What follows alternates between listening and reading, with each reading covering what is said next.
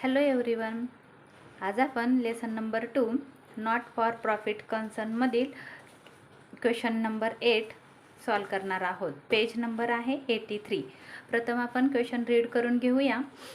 Dr. Abhinav Bharat started practice of medical practitioner on 1st April 2019. He gives you the receipt and payment account for the year ended 31st March 2020 and the adjustment. म्हणजे आपल्याला त्यांनी सांगितलेलं आहे की तुम्हाला एक receipt and payment दिलेला आहे आणि ॲडजस्टमेंट दिलेल्या आहेत. Prepare income and expenditure account and balance sheet for the year ended 31st March 2020. आणि तुम्हाला सांगितलेलं आहे की त्याच्यापासून income and expenditure account prepare करा आणि बॅलन्स शीट तयार करा. तर आपल्याला एक अकाउंट प्रिपेअर करायचं आहे आणि एक बॅलन्स शीट प्रिपेअर करायची आहे.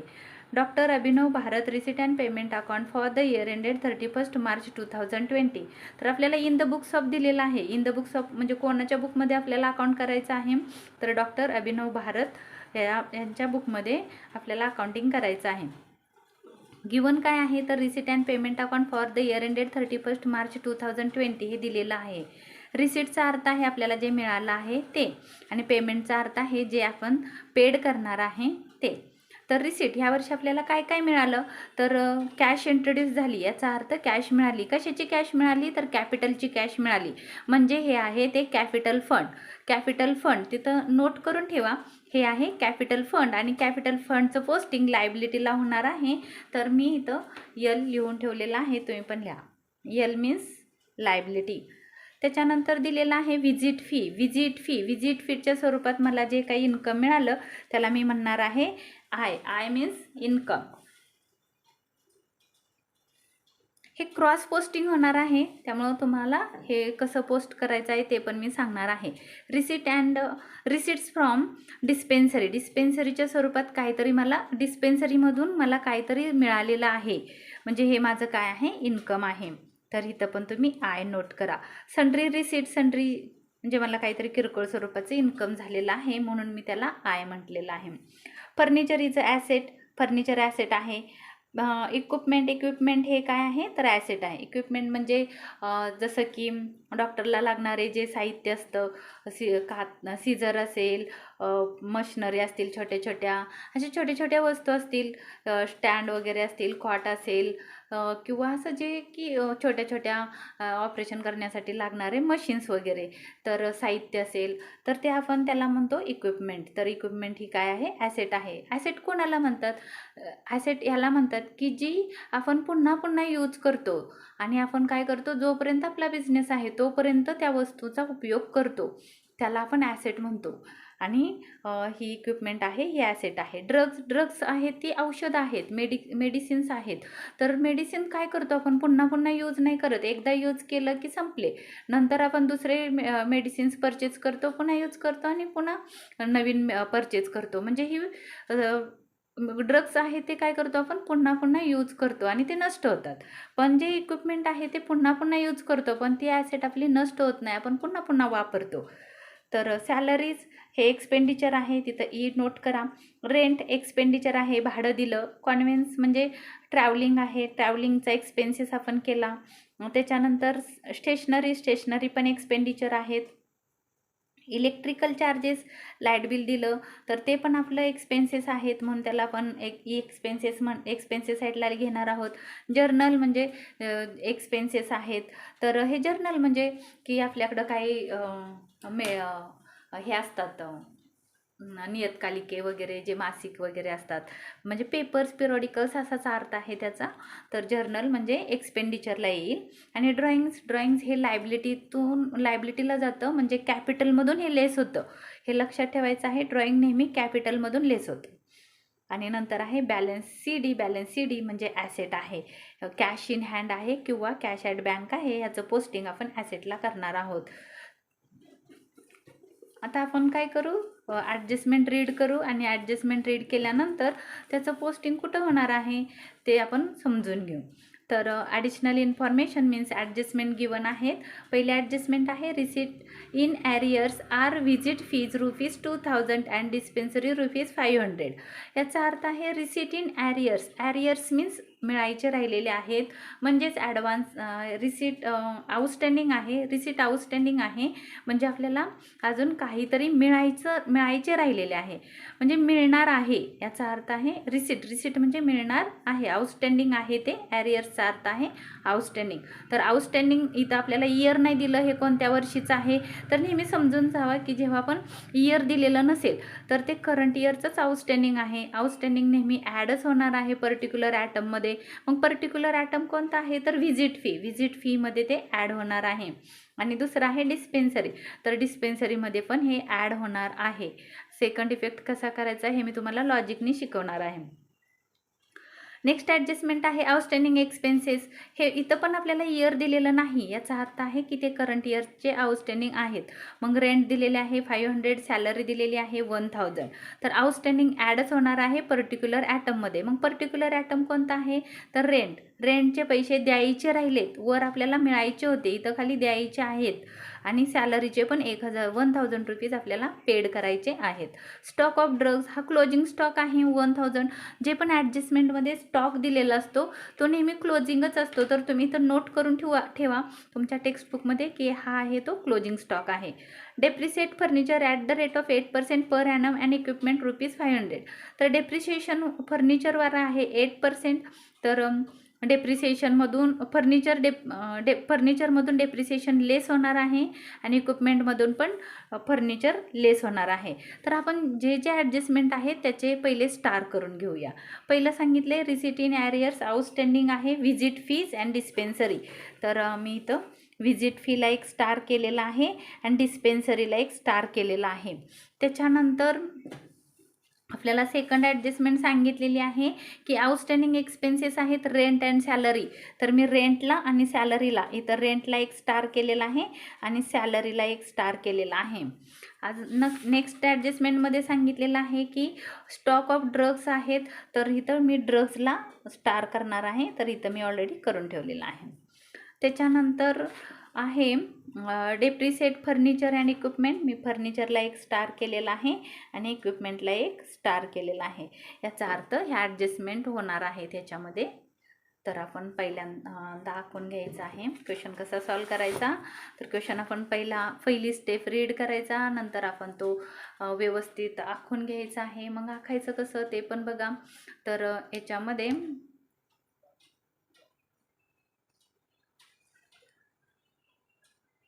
आपल्याला काय काय नोट करायचं आहे. तर इलेस्ट्रेशन नंबर 8 पेज नंबर 83 मी ऑलरेडी लिहिले तुम्हाला समजावं म्हणून. तर income and expenditure account for the year ended 31 March 2020 नेहमी वर सुरुवात करताना लिहायचं आहे in the books of Abhinav Bharat. Income and expenditure account for the year ended 31 March 2020 हे आपल्याला प्रिपेअर करायला सांगितलं आहे, म्हणून मी अकाउंटचं नाव लिहिलेलं आहे. आणि नंतर डेबिट साईडला असणार आहे ते नेहमी एक्सपेंडिचर असणार आहेत आणि क्रेडिटला असेल ते इन्कम असेल. आणि त्याच्यानंतर एक आपल्याला बॅलन्स शीट प्रिपेअर करायचे आहे. Balance sheet as on 31 March 2020. एक लायबिलिटी साईड आहे ही, आणि इथं अमाऊंट लिहायचं आहे. इथं अमाऊंट रुपीज. इथं ॲसेट आहे अमाऊंट रुपीज. ह्याला डेबिट क्रेडिट नसतं कारण ही स्टेटमेंट आहे. आणि इन्कम अँड एक्सपेंडिचरला डेबिट आणि क्रेडिट हे लिहायचं आहे. हे जर नाही लिहिलं तर तुम्हाला मार्क्स मिळणार नाहीत. हे लिहिणं फार गरजेचं आहे. तर डेबिट साईडला आहे ते एक्सपेंडिचर आहेत. All expenditure show on the debit side of income and expenditure account and all income जे आपल्याला मिळणार आहे ते आपल्याला इथं शो करायचं आहे. बट हे लक्षात ठेवा की इन्कम अँड एक्सपेंडिचर अकाउंटला मला फक्त करंट इयरचेच एक्सपेन्सेस इथं लिहायचे आहेत. चालू वर्षाचे एक्सपेन्सेस, करंट इयरचे एक्सपेन्सेस ओनली शो करायचे आहेत. आणि इथं इन्कमला फक्त करंट इयरचं इन्कम मला किती आहे हे शो करायचं आहे. तर हा खूप सोपा क्वेश्चन आहे. तुम्हाला याच्यामध्ये एक मला सांगायचं आहे की ह्या क्वेश्चनमध्ये एक ॲडजस्टमेंट प्रिंट झालेली नाही. ज्यांची ओल्ड बुक्स असतील त्यांच्यामध्ये ही एक ॲडजस्टमेंट प्रिंट झालेली नाही, तर तुम्ही ती नोट करून ठेवा. ॲडजस्टमेंट नंबर 5 आहे 40% कॉन्व्हेन्सी फॉर डोमेस्टिक यूजसाठी 40% कॉन्व्हेन्सचा काय केलेला आहे यूज केलेला आहे. तर कॉन्व्हेन्सीला एक स्टार करून ठेवा कारण त्याच्यावर एक ॲडजस्टमेंट आहे बट ती बुक्समध्ये प्रिंट झालेली नाही. तर मी आता पोस्टिंगला सुरुवात करणार आहे. पोस्टिंग कसं करायचं ते पण सांगते. आपल्याला क्रॉस पोस्टिंग करायचं आहे. म्हणजे काय, तर जे पण तुमच्या रिसीट साईडला दिलेलं आहे, जे पण तुमच्या रिसीटला दिलेलं आहे त्याचं पोस्टिंग क्रॉस होणार आहे, म्हणजे एक्सपेंडिचरला येणार आहे.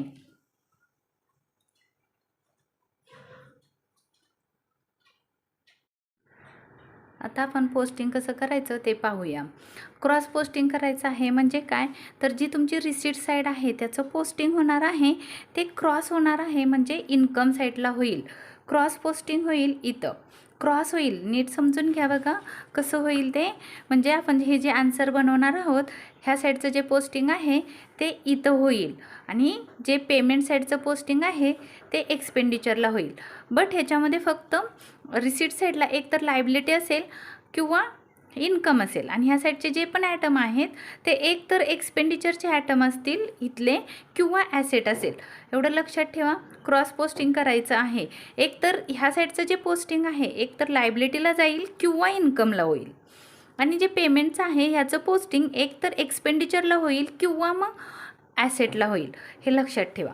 तर कॅश इंट्रोड्यूस दिलेला आहे म्हणजे ती काय आहे, लायबिलिटी आहे, म्हणून मी त्याचं पोस्टिंग लायबिलिटीला करणार आहे. इथं येईल capital fund.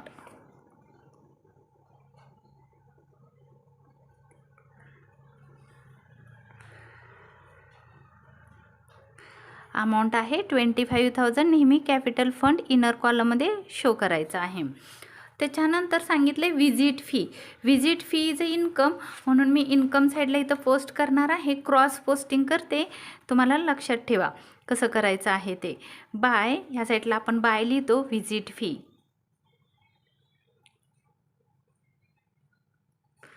Visit fees rupees आहे 10,000.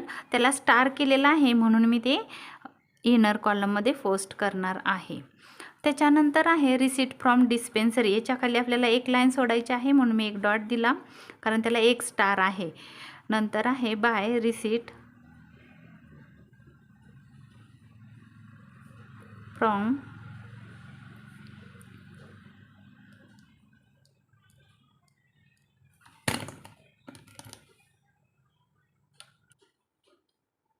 Receipt from dispensary. अमाऊंट आहे 30,000. त्याला स्टार आहे म्हणून त्याची पण अमाऊंट मी इनर कॉलममध्ये ठेवते. त्याच्यानंतर त्याच्याखाली आपल्याला एक लाईन सोडायची आहे म्हणून मी एक डॉट दिला. त्याच्याखाली मी लिहिणार आहे बाय सन्ड्री रिसीट.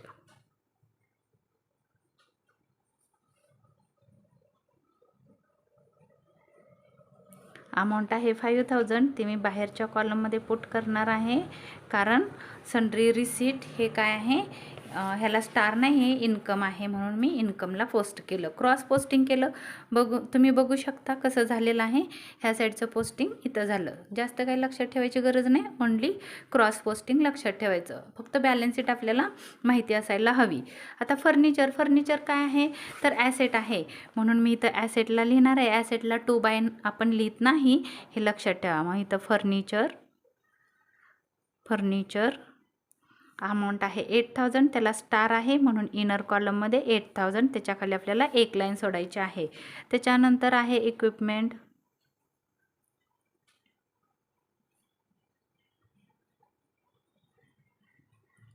इक्विपमेंट्सला पण स्टार आहे, इनर कॉलममध्ये येतील 10,000 रुपीज.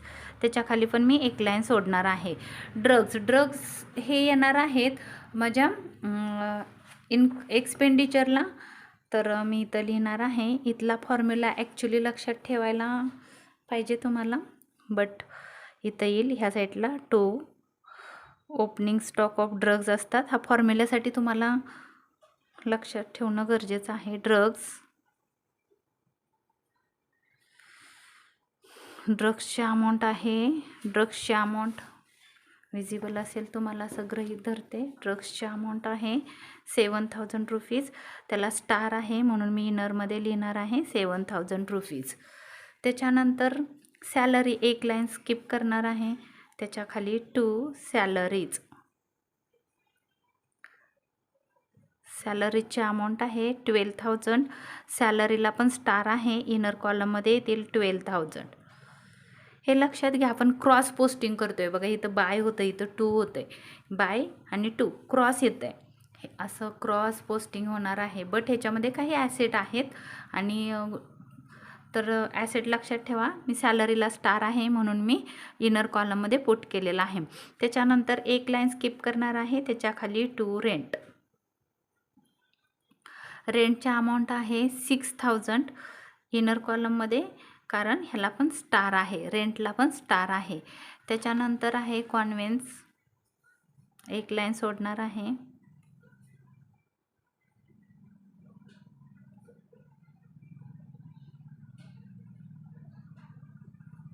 कॉन्व्हेन्सचा अमाऊंट आहे 4000, त्याला पण स्टार आहे म्हणून मी इनरमध्ये लिहिते 4000.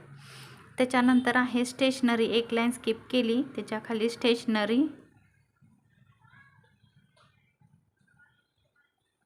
स्टेशनरीचे अमाऊंट आहे 500, आउटर कॉलममध्ये येईल कारण ह्याला स्टार नाही.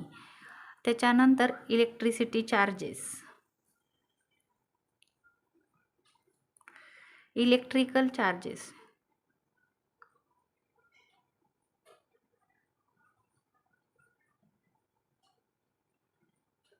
इलेक्ट्रिकल चार्जेस आहेत 5000 रुपीज, आउटर कॉलममध्ये येतील. त्याच्यानंतर जर्नल,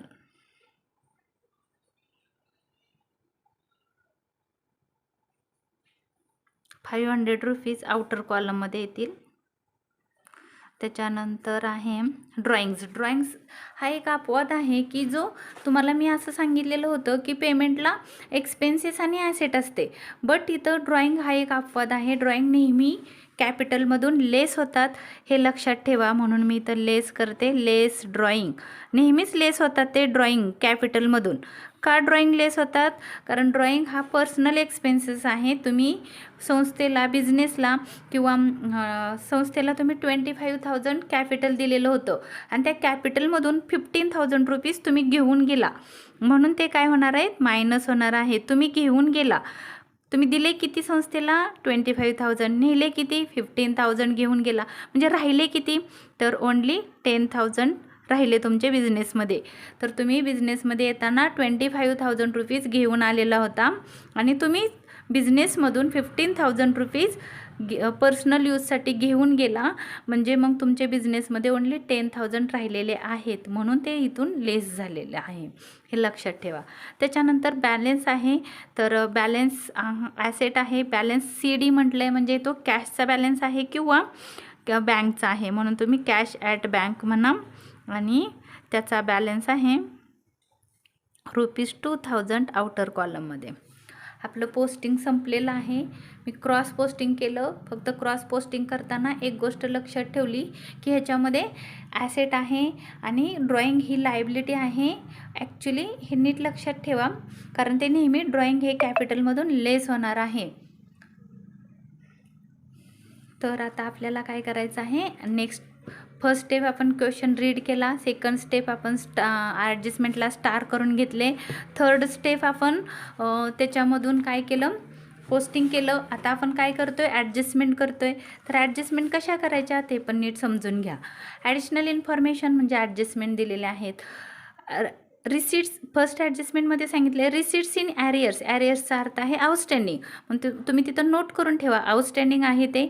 व्हिजिट फी आउटस्टँडिंग आहे, म्हणजे याचा अर्थ 2000 रुपीज व्हिजिट फीजचे मला मिळायचे आहेत, मिळालेले नाहीत, मिळणार आहेत. त्याचा अर्थ आहे मला मिळणार आहेत. मिळणार कसं कळलं? कारण इथं रिसिट लिहिलं आहे. रिसिटचा अर्थ मिळणार आहे, तर म्हणजे मिळाले असा अर्थ आहे, बट आउटस्टँडिंग म्हणजे मिळणार आहे. तर व्हिजिट फी मला मिळणार आहे किती? तर 2000 रुपीज. तर मी पहिलं बघणार की माझं व्हिजिट फी मी कुठं पोस्ट केलेलं आहे. तर मी ऑलरेडी पोस्टिंग केलेलं आहे व्हिजिट फीचं इन्कमला. तर आउटस्टँडिंग करंट इयरच्या आउटस्टँडिंग पर्टिक्युलर ॲटममध्ये ॲडच होणार आहेत. तर हे गोष्ट लक्षात ठेवा की आउटस्टँडिंग नेहमी ॲडच होणार आहे. Outstanding visit fee 2000 rupees. 2000 add केले मी इथं. 10,000 प्लस 2000 बाहेर आले 12,000 आउटर कॉलममध्ये. आणि ह्याचा सेकंड इफेक्ट बघा, आता इथं लॉजिक कसं लक्षात ठेवायचं, सेकंड इफेक्ट बॅलन्स शीटला होतो. आणि बॅलन्स शीट जर समजा माझी इथं जर खाली असते, ह्याच्या खाली जर मी बॅलन्स शीट प्रिपेअर केली असते, तर ह्या आउटस्टँडिंगचा इफेक्ट बॅलन्स शीटला सरळ झाला असता, म्हणजे माझी इथं ॲसेट साईड असती. फॉर एक्झाम्पल, जर समजा मी जर बॅलन्स शीट काय केलं, ह्याच्या खाली ड्रॉ केली असती, अशी जर समजा बॅलन्स शीट मी इथं ड्रॉ केली असती, तर माझी इथं ह्या साईडला ॲसेट साईड आली असती आणि इथं लायबिलिटी आली असती. तर ह्याचं पोस्टिंग आहे ना सरळ होतं, म्हणजे कुठं झालं असतं, सरळ म्हणजे ॲसेटला झालं असतं. तर हे लक्षात घ्या, ह्याचा जे आउटस्टँडिंगचा जो सेकंड इफेक्ट आहे तो नेहमी सरळ होतो, हे लॉजिक लक्षात ठेवा. सरळ होतं म्हणजे कुठं जाईल, तर ॲसेटला जाईल. का जाईल ॲसेटला, त्याचं कारण आहे मला मिळणार आहे. ॲसेटचा अर्थ मला जे काही मिळणार आहे ते मी ॲसेटला पोस्ट करणार आहे, म्हणून हे मला व्हिजिट फी मिळणार आहे, म्हणून ॲसेटला. समजा आउटस्टँडिंग इथं आलं असतं तर इथून ते सरळ होईल, म्हणजे कुठं, तर लायबिलिटीला. लायबिलिटीचा अर्थ असतो देणे आहे. तर तुमच्या लक्षात आलं असेल, म्हणून मी काय करते, ह्या व्हिजिट फीचं सेकंड पोस्टिंग आहे ते ॲसेटला होईल. इथं लिहिते मी आउटस्टँडिंग व्हिजिट फी. अमाऊंट आहे त्याची 2000 आउटर कॉलममध्ये. आणि पुढं नेक्स्ट ॲडजस्टमेंट सांगितली, डिस्पेन्सरी पण आउटस्टँडिंग आहे, तर मी ह्या डिस्पेन्सरीमध्ये पण तसंच सेम वे ॲड होईल.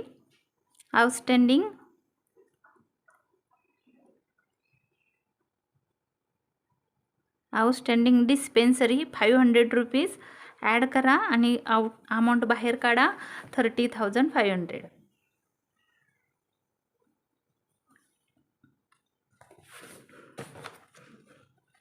30,500 रुपीज, 30,500. आता सेम तसंच आउटस्टँडिंग नेहमी ॲडच होणार आहे पर्टिक्युलर ॲटममध्ये, अँड सेकंड इफेक्ट त्याचा बॅलन्स शीटला होणार आहे.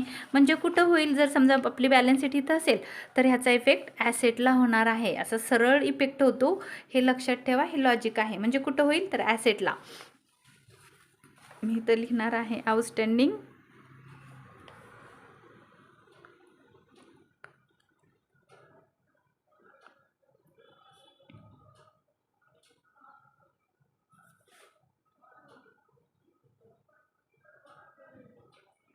अमाऊंट होती त्याची 500 रुपीज, म्हणून मी आउटर कॉलममध्ये लिहिले 500. आपली सेकंड ॲडजस्टमेंट झाली. आता फर्स्ट ॲडजस्टमेंट झाली. सेकंडमध्ये काय सांगितलं आहे, तर आउटस्टँडिंग एक्सपेन्सेस रेंट आहे, आउटस्टँडिंग एक्सपेन्सेस आहे, वर रिसीट होतं. आता काय आहे, एक्सपेन्सेस आहे, म्हणजे आउटस्टँडिंगचा अर्थ हे द्यायचे राहिलेत, इथं मिळायचे होते, इथं आपल्याला काय आहे, सेकंड ॲडजस्टमेंटमध्ये सांगितलं आहे द्यायचे आहेत, देणं आहे. किती देणं आहे, तर 500 रुपीज रेंटचे द्यायचे राहिलेले आहेत आपले, आणि सॅलरीचे 1000 रुपीज द्यायचे राहिलेले आहेत. बट हा काय आहे, तर करंट इयरचाच एक्सपेन्सेस आहे. आपले ह्या वर्षाचे पैसे, मार्चमधला आपले जे रेंटचे आणि सॅलरीचे पैसे आहेत ते आपण नेक्स्ट इयरला म्हणजे एप्रिल महिन्यामध्ये देणार आहोत. तर आपला हा करंट इयरचाच एक्सपेन्सेस आहे, म्हणून आपण काय करणार आहोत, इथं ॲड करणार आहोत. कारण हे करंट इयरचे एक्सपेन्सेस आहे, द्यायचे राहिलेत, आपण देणार आहोत. मग इथं लिहायचं आउटस्टँडिंग सॅलरीज. सॅलरीचे अमाऊंट आहे 1000, मी ॲड केली सॅलरीमध्ये, बाहेर आले 13,000. आणि रेंटमध्ये पण आहे, दोघांचं पण ॲडच होईल. आउटस्टँडिंग रेंट आहे 500 रुपीज, ॲड करून बाहेर येतील 6,500 रुपीज. ह्याचा सेकंड इफेक्ट होणार आहे तो सरळ होणार आहे. सरळ म्हणजे कसा, तर बॅलन्स शीटला जर ही लायबिलिटी साईड, बॅलन्स शीटची ही लायबिलिटी आहे, ही ॲसेट आहे, तर आउटस्टँडिंग सरळ म्हणजे असं सरळ इथं येईल. तर आउटस्टँडिंगचा दुसरा इफेक्ट बॅलन्स शीटच्या लायबिलिटीला होणार आहे. लॉजिक कसं लक्षात ठेवायचं, आउटस्टँडिंग नेहमी पर्टिक्युलर ॲटममध्ये ॲडच होईल आणि सेकंड इफेक्ट त्याचा बॅलन्स शीटला सरळ होईल. सेकंड इफेक्ट सरळ होईल म्हणजे कुठं, तर बॅलन्स शीटच्या लायबिलिटी साईडला.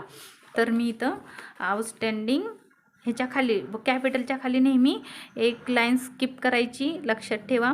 त्याच्यानंतर मी खाली इथं लिहिणार आहे आउटस्टँडिंग रेंट.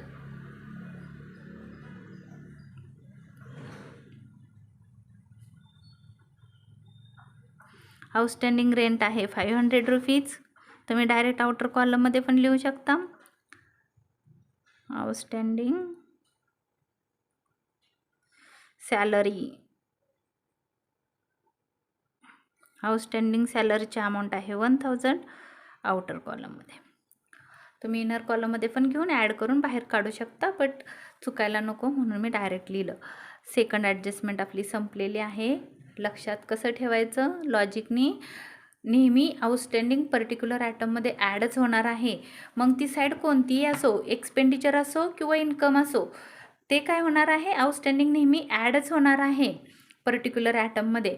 आणि करंट इयरचं आउटस्टँडिंग हे लक्षात ठेवा, only current year outstanding add to particular items. मग ते सॅलरी असो किंवा विजिट फी असो किंवा रेंट असो किंवा डिस्पेन्सरी असो, तर आउटस्टँडिंग ॲडच होणार आहे आणि सेकंड इफेक्ट त्याचा बॅलन्स शीटला क्रॉस होणार आहे. हे लक्षात ठेवा. बॅलन्स शीटला काय होणार आहे, क्रॉस इफेक्ट होणार आहे. म्हणजे जर समजा तुमची बॅलन्स शीट इथं असेल,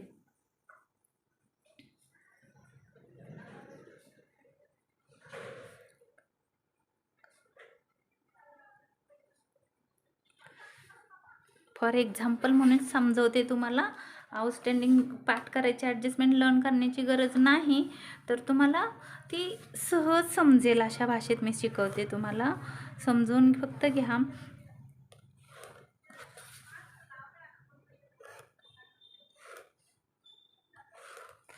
तर आपल्याला हे लक्षात ठेवायचे, ॲडजस्टमेंटचे सेकंड इफेक्ट कसे होतात, तर सरळ होतात. आउटस्टँडिंगचे सेकंड इफेक्ट, आउटस्टँडिंग आहे ते पर्टिक्युलर ॲटममध्ये ॲडच होणार आहे आणि त्याचा सेकंड इफेक्ट इथं होईल.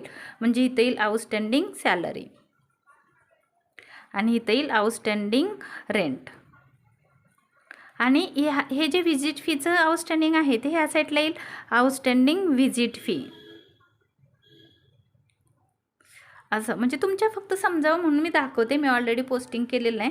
तर नेहमी लक्षात ठेवा, आउटस्टँडिंग पर्टिक्युलर ॲटममध्ये ॲडच होईल, ओनली करंट इयरचं आउटस्टँडिंग आणि सेकंड इफेक्ट त्याचा सरळ होतो. ही वाक्य लक्षात ठेवा, म्हणजे तुम्हाला ते समजायला इझी जाईल.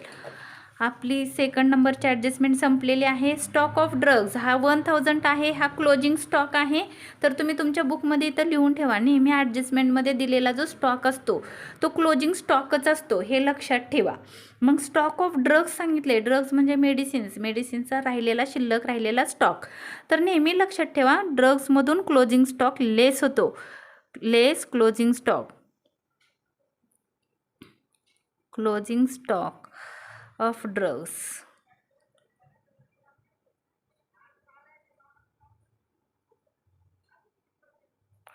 किती आहे, तर 1000 आहे. ॲक्च्युली मला थोडीशी जागा कमी पडली.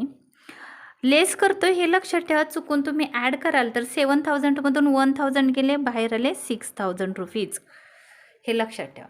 आणि क्लोजिंग स्टॉक नेहमी तुम्हाला माहीत आहे, फायनल अकाउंटमध्ये तुम्ही शिकलेला आहात, क्लोजिंग स्टॉक कुठं असतो, बॅलन्स शीटच्या ॲसेटला असतो. म्हणून इथं लिहा closing stock of drugs.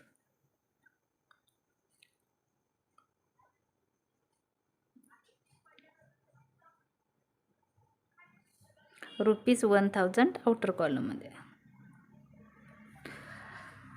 Second adjustment लक्षात आली का बघा, क्लोजिंग स्टॉक आहे, क्लोजिंग स्टॉक हा नेहमी ड्रग्जमधून लेस होणार आहे.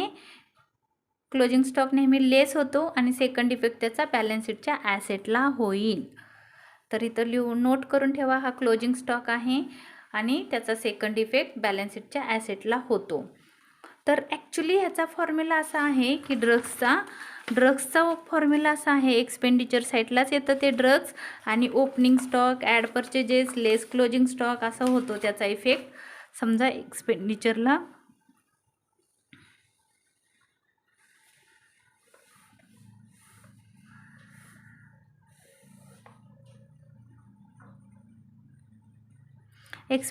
इथं असतो ओपनिंग स्टॉक,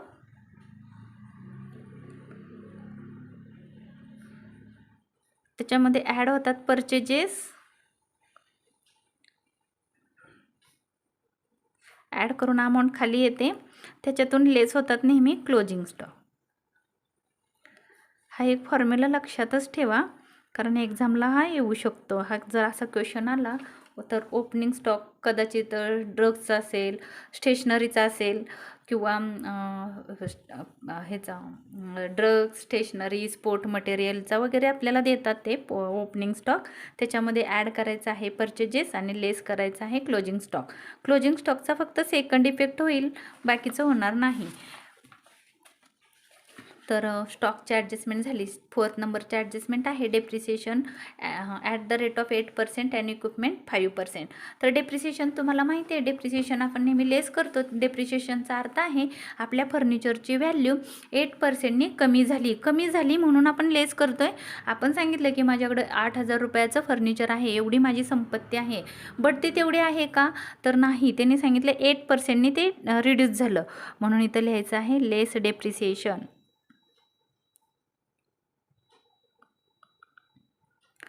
डेप्रिसिएशन 8% कसे काढायचे ते पण खाली बघा, इथं वर्किंग नोट्स.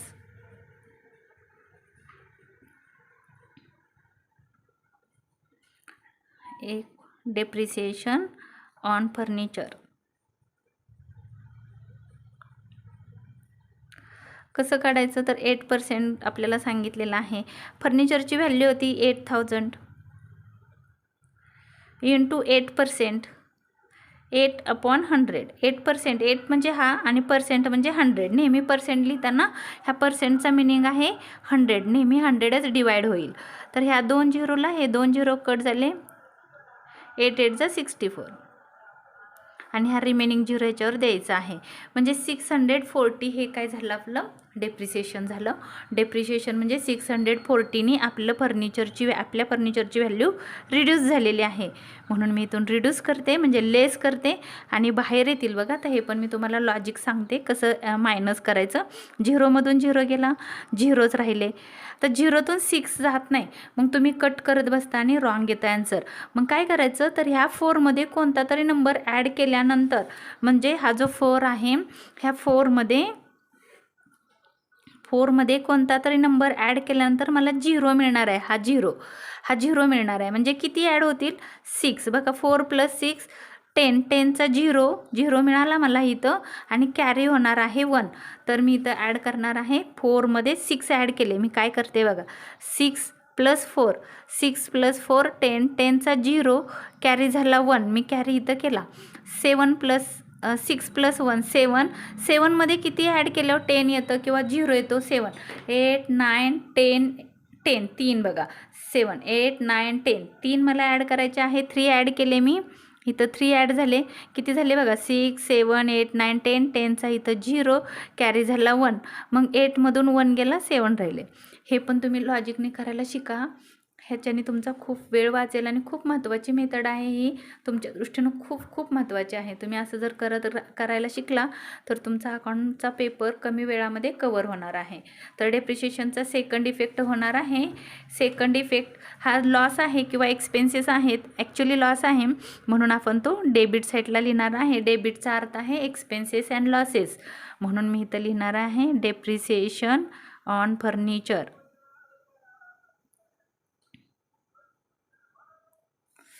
640. आणि सेकंड ॲडजस्टमेंटमध्ये सांगितलेलं आहे की इक्विपमेंट आहे ते 500. ऑलरेडी अमाऊंट दिलेली आहे, काढायची गरज नाही. लेस डेप्रिसिएशन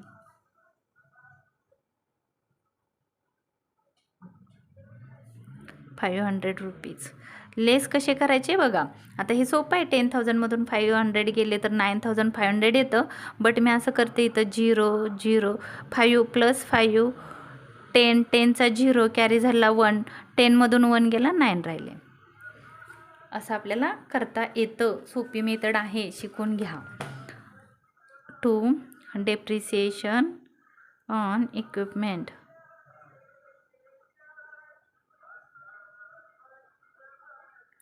₹500 आउटर कॉलममध्ये. आणि शेवट एक तुमच्या बुकमध्ये ॲडजस्टमेंट प्रिंट झालेली नाही तर 40% conveyance for domestic use, domestic यूजसाठी 40% अमाऊंट आपण यूज केलेली आहे. म्हणजे डोमेस्टिक पर्पजचा मिनिंग आहे आपण स्वतःसाठी आपल्या पर्सनल यूजसाठी तुम्ही काय केलेलं आहे, 40% ट्रॅव्हलिंगचा खर्च आहे, तो 40% प्रायव्हेट आहे म्हणजे तुमचा आहे वैयक्तिक, आणि जो 60% आहे तो बिझनेसचा आहे. तर आपल्याला आपण जे हे अकाउंटिंग करतो हे आपलं पर्सनल अकाउंटिंग करत नाही, तर आपण बिझनेसचं अकाउंटिंग करतो. हे जे 4000 दिलेलं आहे कॉन्व्हेन्स, तर हे कशाचे आहेत, तर पूर्ण म्हणजे ह्याच्यामध्ये तुमचे पर्सनलचे पण एक्सपेन्सेस ॲड आहेत आणि बिझनेसचे पण. म्हणजे जो ट्रॅव्हलिंगसाठी जो खर्च आलेला आहे तो टोटल खर्च आहे हा बिझनेसचा पण आणि पर्सनलचा पण 4000. तर त्यांनी सांगितलेलं आहे 40% कशासाठीचा खर्च होता, तर डोमेस्टिक यूजचा. मग डोमेस्टिक पर्पजसाठी तुम्ही किती पर्सेंट अमाऊंट खर्च केलेले आहे, तर 40%. म्हणजे 40% ह्याच्यामधून आपल्याला मायनस करायचं आहे, कारण जी पण रिमेनिंग अमाऊंट आहे ती फक्त बिझनेसची मिळायला पाहिजे आपल्याला. इथं जे पण एक्सपेन्सेस येणार आहेत आउटर कॉलममध्ये ते बिझनेसचे येणार आहेत. मग आपल्याला काय करावं लागेल, इथून लेस करावं लागेल. काय करावं लागेल, तर डोमेस्टिक पर्पज आहे, तर तुम्ही इथं डोमेस्टिक पर्पज म्हणू शकता, पर्सनल पण, बट बुकमध्ये त्याने आपल्याला प्रिंट झालेली नाही, तर तुम्ही इथं लिहून ठेवा डोमेस्टिक यूज, लेस डोमेस्टिक यूज. किती पर्सेंट, तर 4000वर 4000वर 40%. मी तुम्हाला इथं वर्किंग करून दाखवते. 4000 इंटू 40%. 40% साईन दिलं की नेहमी 100च येतं. ह्या झिरोला हा झिरो कट झाला, ह्या झिरोला हा झिरो कट झाला. 4 4 जा 16, 4 चौक 16, 1 2 0 1 2 0. 1600 हे पर्सनल यूजचा खर्च आहे, एक्सपेन्सेस आहेत, म्हणून मी 1600 रुपीज इथून मायनस करणार आहे. म्हणजे रिमेनिंग असेल तो बिझनेसचा एक्सपेन्सेस असेल, तर संस्थेचा असेल किंवा बिझनेस म्हणता येणार नाही, हा कन्सर्नचा एक्सपेन्सेस असेल. 004 बघा, 4 + 6 + 4 10, 10चा 0 झाला, कॅरी झाला 1, 1 + 1 2, 4मधून 2 गेले, 2 राहिले. तर हा डोमेस्टिक पर्पजसाठी आहे, ह्याला आपण ड्रॉइंग म्हणतो. आणि ड्रॉइंग काय करणार आहोत आपण, तर कॅपिटलमधून लेस करणार आहे.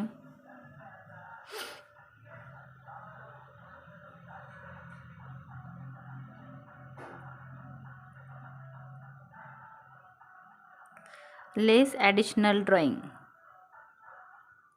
लेस ॲडिशनल ड्रॉइंग 1600. आणि मी हे इनरलाच ठेवणार आहे, थोडीशी मला जागा कमी पडली.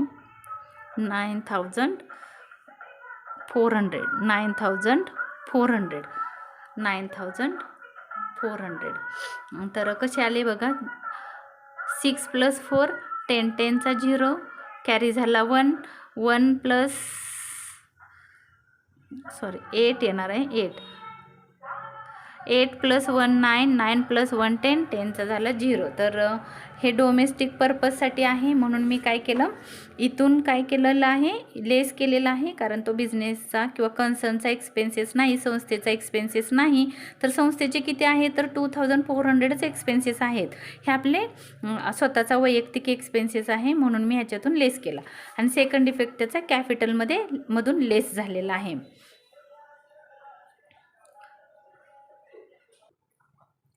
आपल्या आता ॲडजस्टमेंट करून झालेले आहेत. आता आपण क्लोजिंग करतो आहे. मी तुम्हाला खूप सुंदर मेथड सांगणार आहे आणि खूप सोपी पण आहे, तर तुम्ही माझ्या मेथडने करण्याचा प्रयत्न करा. नक्कीच तुम्हाला पण आवडेल आणि तुमचा वेळ पण वाचेल. तर मी काय शिकवते याच्याकडे थोडंसं बारकाईने लक्ष द्या, नक्की येईल, प्रयत्न करा. खूप सोपी मेथड आहे ही. तर माझ्या हे लक्षात आलं की ह्या साईडची टोटल जास्त आहे. का लक्षात आलं, कारण इथं 12,000 आहे, तिथं 30, जवळजवळ 40,000च्या पेक्षा जास्त अमाऊंट ह्या साईडला आहे. आणि इथं पाहिलं तर 13,000, परत हे 2 आणि 5 जवळजवळ 15 ते 20च्या आतच आहे. आणि इकडची 40च्या पुढे अमाऊंट आहे. म्हणजे माझ्या हे लक्षात आलं, पहिले ऑब्झर्व करायचं की कोणती साईड मोअर असेल, जास्त असेल. तर माझ्या हे लक्षात आलं की receipt and income and expenditure अकाउंटच्या क्रेडिट साईडची टोटल जास्त दिसते मला, आणि ह्याची कमी वाटते. कमी म्हणजे कसं, जर आपण काउंट केलं तर हे 6,000 आहे, 13,000 आहे, 6,000 आहे, 2,000, 5,000, जवळजवळ हे 20च्या आसपास आहे. आणि ह्या साईडची जर आपण ऑब्झर्व केलं तर माझ्या हे लक्षात आलं की इथं 30 आणि 12 म्हणजे जवळजवळ 40पेक्षा जास्त टोटल आहे. मग मी ह्या साईडची टोटल करणार आहे पहिली आणि मग मी डिफरन्स काढणार आहे. कसा काढते इकडं लक्ष द्या. माझ्या हे लक्षात आलं ह्या साईडची टोटल जास्त आहे म्हणून मी ह्या साईडची प्रथम टोटल करणार आहे. किती येते बघा, इथं हा एक 0 आहे, हा 0 0 0 आला खाली. त्याच्यानंतर हा सेकंड 0 0 प्लस 0 प्लस 0 इथं आला 0. इथं 3 नंबरची प्लेस बघा, इथं 5 आहे आणि प्लस 0 प्लस 5 प्लस 0 आन्सर आलं 5. आता इथं बघा 2 प्लस 0 2च आले. 2 प्लस 0 0 0 प्लस 2 प्लस 0 2 2 प्लस 5 7 आणि 1 प्लस 3 4 47,500. ह्या साईडची टोटल झाली 47,500. ह्याच्या समोर बरोबर समोर इथं घ्यायचे आहे आपल्याला 47,500 रुपीज. आणि जर डिफरन्स येईल तर तो डिफरन्सला नाव द्यायचं आहे इथं सरप्लस. मी आता इथं सरप्लस फाईंड करते. कसा करते बघा, खूप सोपी मेथड आहे, थोडंसं लॉजिक वापरायचं आहे. युनिट प्लेस बघा किती आहे 0. आता बघा युनिट प्लेस ठिकाणी इथं 0 आहे तर ह्या 0मध्ये हा 0 ॲड केला, हा 0 ॲड केला, 0 ॲड केला, 0 0 0 असं ॲड करत गेलं तर इथं पण आपल्याला एक नंबर मिळणार आहे. तो आपला 0च असेल म्हणजे 0मध्ये 0 ॲड केला तर ॲन्सर आपला हा 0 मिळायला पाहिजे. तर हा 0 मिळतोय बघा बरं. 0 0 0 0 0 0मध्ये ॲड केला 0 तर ॲन्सर आपल्याला 0च मिळालं. आता सेकंड प्लेसवर जावा बघा बरं काय आहे. इथं 0 आहे, 0 0 0 0 0 0. इथं 4 आहे. 4मध्ये इथला कुठला तरी एक नंबर आहे तो ॲड केल्यानंतर मला हा 0 मिळायला पाहिजे. म्हणजे आपल्याला इथं काहीतरी ॲड करायचं आहे. 4मध्ये काहीतरी ॲड करायचं आहे. मग कसं येईल आपल्याला 4मध्ये काय ॲड करायचं आहे तर बघा ह्या जी सेकंड प्लेसची टोटल होती ती 4 होती आणि मला खाली किती आन्सर मिळायला पाहिजे तर खाली मला इथं 0 मिळायला पाहिजे. म्हणजे 0 येण्यासाठी मला काहीतरी इथं ॲड करावं लागणार आहे इथं. म्हणजे किती येईल बघा, जर मी इथं 4 6 ॲड केला बघा, 4 प्लस 6 10 10चा 0 झाला आणि कॅरी 1 झालेला आहे. कॅरी काय झाला 1 झाला. म्हणजे मग बघा हा 1 1 plus 5 6 6 plus 4 10 10 plus 5 15 15 plus 5 20 20 plus 6 26 26 plus 3 26 plus 5 26 27 28 29 30 आणि 31. ह्याची जी टोटल आली ती किती आली 31 आली. परत हवं तर एकदा काउंट करा. 1 1 5 आणि 1 6 6 आणि 4 10 10 आणि 5 15 15 आणि 5 20 20 आणि 6 26 26 27 28 29 30 31 इथपर्यंत झाले ते 31 झाले. 31मध्ये कितीतरी ॲड केल्यानंतर मला हा 5 मिळायला पाहिजे. 31मध्ये कोणता तरी नंबर आहे तो मला ॲड करायचा आहे म्हणजे मला इथं 5 मिळायला पाहिजेत. बघा बरं 4 मी ॲड केले, 5 प्लस 4 प्लस 1 5 5 आणि हा 3 म्हणजे मला हा 5 मिळायला पाहिजे. म्हणजे मी इथं काय करणार आहे ॲड करणार आहे 4. आता बघा इथपर्यंत तुमची 31 टोटल झालेली होती. 31 32 33 31 इथपर्यंत बघा 30 इथपर्यंत किती झालेली होती तर 31 झालेली होती. 31पासून 5 येईपर्यंत काउंट करत जायचं. 31 32 33 34 35 4 ॲड करावे लागतील म्हणून मी इथं 4 ॲड केले. मग झाले किती 35 झाले किती 35. तर हा जो 3 आला तो 3 आपण नेक्स्ट नंबरवर कॅरी करणार आहोत. बघा बरं किती झाले 6 plus 3 9 9 plus 3 12 12 plus 6 18 18 plus 2 18 19 20 20 plus 5 25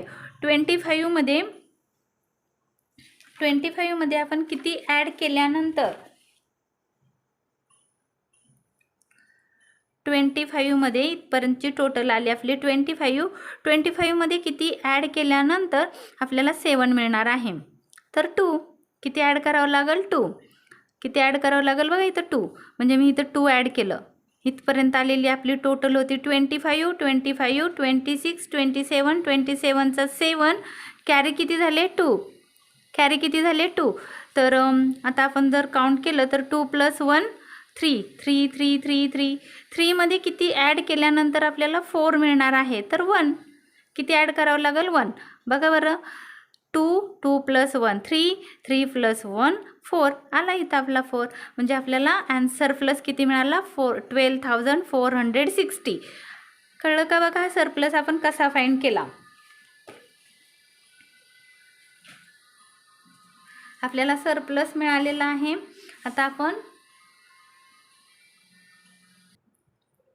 आता आपण हा सरप्लस कुठं ॲड करणार आहोत? तर इथं कॅपिटल फंडामध्ये इथं बघा, इथं आपल्याला ॲड करायचं आहे. ॲड सरप्लस अमाऊंट आहे 12,460. आणि आता आपण ह्याची टोटल करून बाहेर काढणार आहोत. 12,460 याचा आपण ॲड करूया. ॲड केल्यानंतर काय अमाऊंट येते बघा?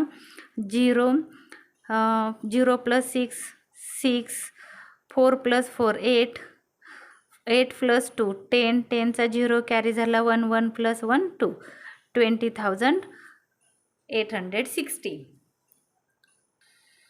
आता आपण बॅलन्स शीटची टोटल करूया. दोन्ही साईडची जर टोटल आपली बरोबर आली तर समजायचं आपण केलेला आन्सर बरोबर आहे. मग मी या दोन्ही साईडची टोटल इथं करत आहे. ह्या साईडची टोटल बघा, इथं किती आहे? 0 प्लस 0 प्लस 0 6 प्लस 0 प्लस 0 6. 6मध्ये 0 0 ॲड केलं तर 6च येणार आहे. 8 प्लस 5 13 13चा 3 कॅरी झाला 1 कॅरी झाला आहे, लक्षात ठेवायचा. 1 प्लस आपण 4 नंबरवर आलो आहे. 1 2 3 1 2 3 1 2 3 1 2 3. इथं आहे 4था नंबर, तर 4. इथं कॅरी 1 झालेला आहे. कसा? 8 प्लस 5 8 आणि 5 13 1303 कॅरी झाला 1 प्लस 1 2 आणि हा 2. ही झाली आपली टोटल. तर टोटल पण इथंच करायचे आहे. तुम्ही मुलं दुसऱ्या पेजवर करता, त्याच्याने तुमचं ॲन्सर रॉंग येतं. तर इथं पण बघा 0 आहे युनिट प्लेस ठिकाणी. माझं ॲन्सर आलं इथं 0. इथं सेकंड नंबरला आहे 6 6 6 6 6 6 तसाच राहील. 3 प्लस 5 8 प्लस 5 8 प्लस 5 13 13चा 3 कॅरी झाला 1 7 प्लस 1 8 प्लस 8 प्लस 9 17 18 19 20 21 आणि 22. आन्सर आलं आपलं 22,360. आपलं आन्सर आलं करेक्ट. दोन्ही साईडची बॅलन्स शीट इक्वल झालेली आहे. माझ्या मेथडनी क्लोज करायला शिका, त्याच्याने तुमचा जास्तीत जास्त वेळ वाचणार आहे. तर तुम्ही प्रयत्न करा, तुमचा आन्सर नक्की येईल. आणि माझ्या मेथडचा जास्तीत जास्त यूज करा.